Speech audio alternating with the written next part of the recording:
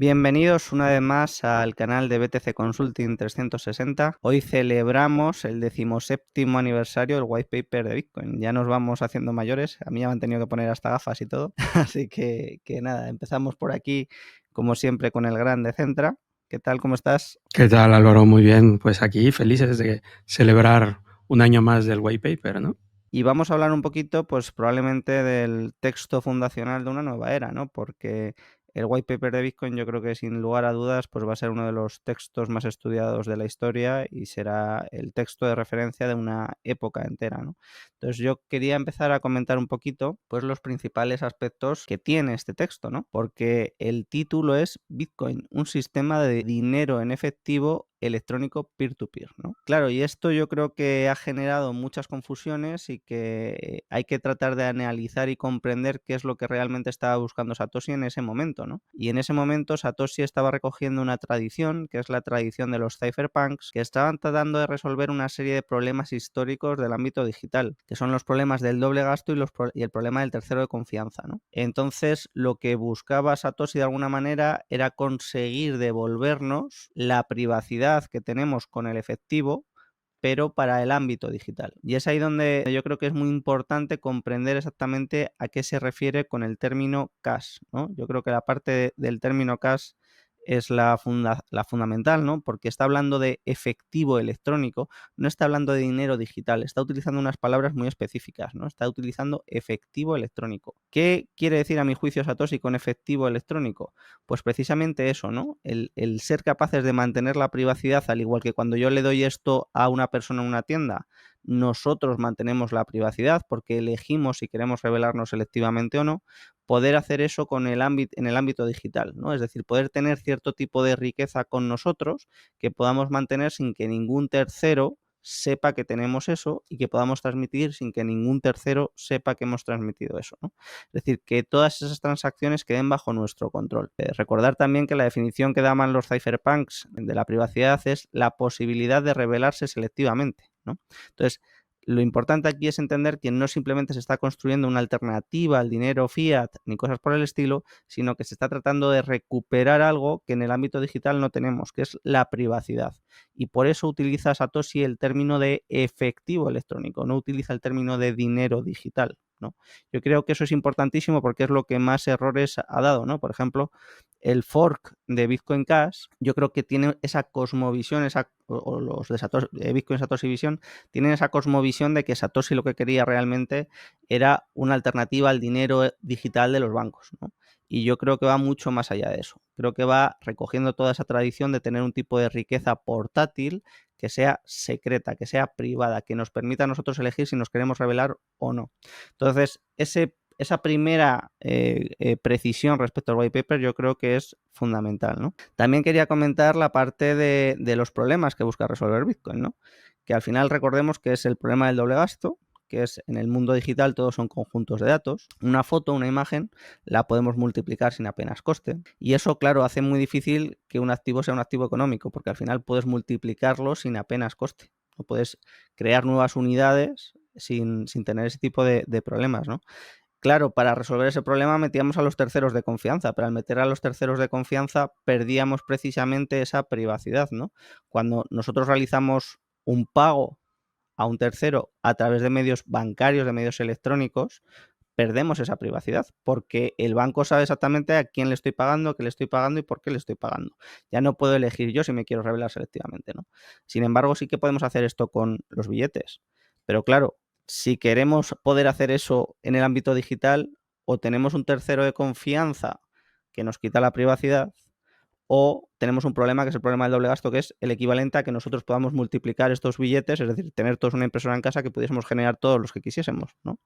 Claro, ¿qué busca Bitcoin? ¿Qué resuelve Bitcoin? Pues precisamente eso, ¿no? El crear un activo real, pero digital. Es decir, el crear algo que nos permita mantener la privacidad en el ámbito digital porque suprime a los terceros de confianza, pero evita también que podamos multiplicar esas unidades sin coste. Es decir, que permite que los conjuntos de datos que representan Bitcoin de alguna manera no se puedan gastar dos veces. ¿Y cómo consigue eso Decentraland? Lo consigue a través de un mecanismo que implementa Satoshi, que es el de llevar una contabilidad descentralizada, que es el modelo que se conoce como modelo UCHO, un Spend Transaction Output. Y a partir de ese modelo, pues lo que permite es llevar, digamos, como un manejo de saldos, pero no al uso, no como lo solemos conocer con los bancos, sino un modelo que lo que hace es crear y destruir monedas, ¿no? Esas monedas digitales que tú comentabas, esos billetes digitales, lo que viene sucediendo es que cada transacción lo que hace es destruye al completo, es decir, gasta al completo la moneda o el billete que está usando para crear nuevos billetes y nuevas monedas. Cuando nosotros hacemos un gasto, la moneda que tenemos se destruye al completo y se crean nuevas monedas de salida, que pueden ser por la cantidad que estamos queriendo enviar, y si nos sobra cambio, nos regresa ese cambio a nosotros mismos, pero como una nueva moneda. Entonces esta es la magia que implementa Satoshi en Bitcoin, que permite que todos los nodos de toda la red, de una manera descentralizada, conozcan los saldos que tiene en cada momento la red, sin necesidad de tener una entidad centralizada que sea la que lleve la contabilidad. Es decir, se logra descentralizar al completo el tema de llevar la contabilidad. Entonces, esto lo viene a implementar por primera vez Bitcoin. Es cierto que Satoshi probablemente se haya basado en experiencias anteriores, pero él es el único que consigue, en base a todas estas piezas o estos engranajes, juntarlo y hacer el puzzle perfecto, ¿no? Conseguir que Bitcoin sea descentralizado en base a un modelo de contabilidad que se basa en monedas digitales que se van creando y destruyendo. En el white paper también se hablan de palabras que al que no conoce esos términos, pues a lo mejor le suenan a chino mandarín, ¿no? Por ejemplo, proof of work, hashes, ¿no? Se habla de hashes, de hash. Se habla también de los nodos. ¿Qué son estos términos? ¿Qué papel juegan dentro de Bitcoin cada uno de estos términos?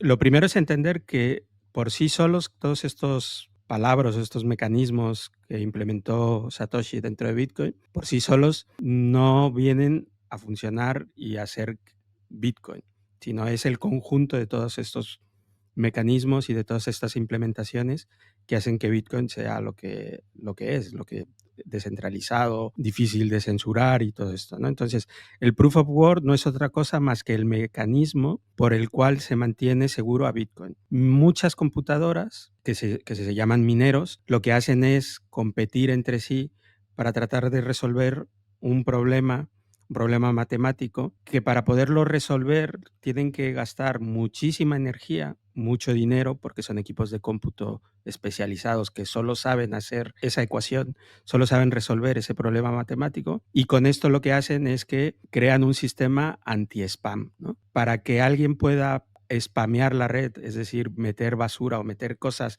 que no son válidas, tiene que gastarse mucho dinero, tiene que poner una prueba de trabajo muy alta. Pues eso es el Proof of Work. Es el mecanismo de seguridad, es lo que mantiene que la seguridad dentro de Bitcoin sea bastante elevada. Y eso sí que está inventado, ¿verdad? Porque eso era Hashcash de Adam Back, ¿verdad? Exactamente, o sea, de hecho, Adam Back, que a día de hoy sigue siendo una de las personas más activas dentro del ecosistema de Bitcoin, implementa esto para, como bien dices, una primera aproximación que él tuvo a un dinero digital en su día, pero no conseguía resolver el problema de la descentralización, ¿no? No fue hasta que llegó Bitcoin que resolvió ese problema, pero esto ya existía, como todo, o sea, en realidad la blockchain, los algoritmos de criptografía que se usan dentro de Bitcoin, todo ya existía, pero nadie había logrado unirlos como lo logró Satoshi. Porque al final estos sistemas de prueba de trabajo pues son sistemas que no solo utilizamos en Bitcoin, que utilizamos, por ejemplo, para evitar el spam en los correos, cuando te hacen seleccionar imágenes de un sitio, ¿no? Para reconocer que no estás haciendo spam masivo, que eres un bot que se ha puesto a enviar correos, para generar coste de tal manera que disuada de atacar a ese tipo de sistemas, ¿verdad? Esa es un poco la idea central de Proof of Exactamente, Work. o sea, por eso se le llama prueba de trabajo, ¿no? Lo que pasa es que la prueba de trabajo en Bitcoin ha crecido tanto y ha evolucionado tanto que se requieren equipos de cómputo especializados, es decir, tienen un chip que solo sabe hacer una cosa en concreto, que es calcular un problema matemático. Esos ordenadores suelen ser caros porque necesitan resolver, generan muchos billetes de lotería infinitos en pocos segundos. Eso, pues, ha hecho que la minería se vuelva muy cara, pero eso precisamente es lo que hace que quien quiera competir, es decir, quien quiera poner prueba de trabajo dentro de la red de Bitcoin, pues tiene que intentarlo hacer de una manera honesta, porque si te vas a gastar muchísimo dinero comprándote un equipo de cómputo para ello especializado, que vas a gastar muchísimo en energía y luego vas a meter basura a la red, pues no te renta. Eso es lo que evita la prueba de trabajo. ¿Y el hash? ¿Qué es eso del hash? Porque a mí cada vez que me suenan estos términos raros, yo digo, bueno, Decentra, ayúdame. Pues el hash es la manera de medir esa prueba de trabajo. Esa unidad de cuántos billetes de lotería estamos siendo capaces de crear por segundo o por milisegundo, se tenía que medir. Pues ese es el hash rate. Es una medida que lo que permite es ver cuánto poder de cómputo se está volcando a la red. Es decir, si nos juntáramos 20 personas y las 20 personas fuéramos capaces de generar 100 billetes de lotería en un segundo, pues estaríamos volcando a la red 100 hashes por segundo, ¿no? Por minuto, por lo que seamos capaces de generar. Pues esa medida se le llama hash rate.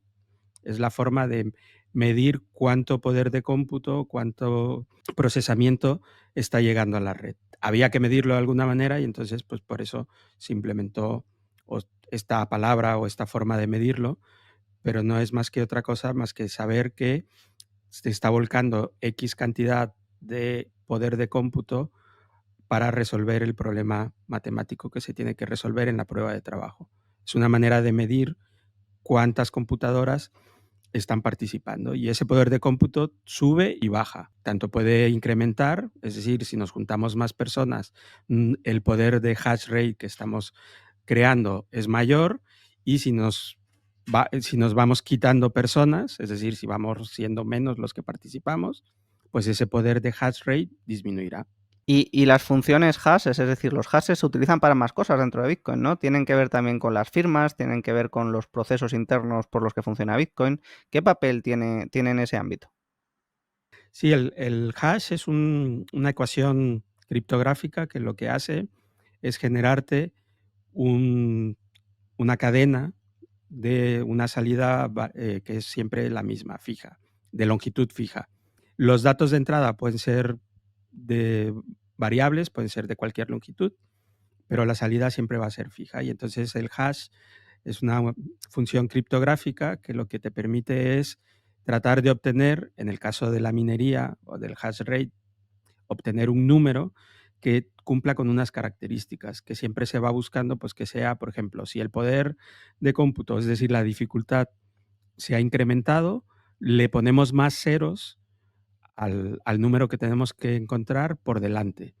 Vamos a suponer que no es lo mismo encontrar un número que empieza por 0 y luego tiene 4 caracteres adicionales, que si yo te digo que tienes que encontrar un número que primero tiene que cumplir con una característica que es, tiene que tener 10 ceros por delante y luego el número que tú quieras, pero tiene que tener 10 ceros por delante. Esa función criptográfica lo que hace es que tú tienes que a fuerza bruta ir tratando de encontrar ese valor. Eso en cuanto a la minería, pero en cuanto al resto de funciones criptográficas que se usan dentro de Bitcoin, pues el hash lo que permite es dotar de fortaleza y seguridad a las claves que se van generando dentro de Bitcoin, por lo que acabo de comentar, ¿no? Porque tiene una particularidad que es que dado un dato de entrada, tú puedes obtener un dato de salida, pero con el dato de salida es imposible que tú sepas cuál fue el dato de entrada que usaste. Y esto es lo que hace que la seguridad dentro de Bitcoin sea muy, muy alta. Son términos criptográficos, a lo mejor un poco más complejos, pero a simple modo, pues sería una explicación más o menos sencilla, ¿no? Yo tengo un dato de entrada y con ese dato de entrada siempre voy a ser capaz de generar el mismo dato de salida. Pero cualquier variación en mi dato de entrada ya no me va a generar el mismo dato de salida y tampoco con el dato de salida voy a ser capaz de saber cuál fue el dato que usé de entrada.